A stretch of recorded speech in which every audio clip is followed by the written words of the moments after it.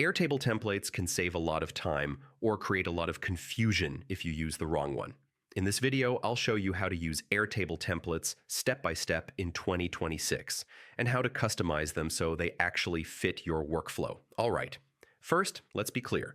An Airtable template is a pre-built base with tables, fields, and views already set up. Templates give you a starting structure, not a finished system.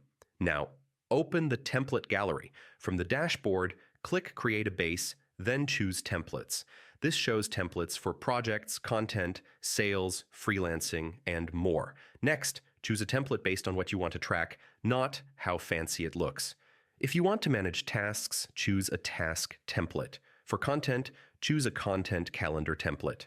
Ignore features you don't actually need. All right. Once you find a template, click Use Template. Choose the workspace where it should live.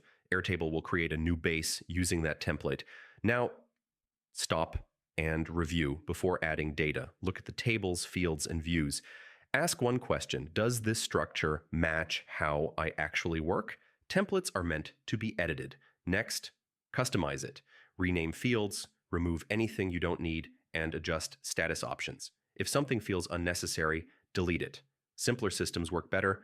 Now, customize views. Templates come with default views, but you should create views that fit your daily workflow. For example, active work, completed items, or upcoming deadlines. Finally, when should you avoid templates?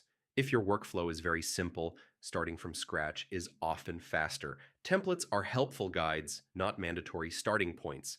And that's how to use Airtable templates properly. Pick the right template, customize it aggressively, and keep only what helps you. Used correctly, templates save time instead of adding complexity.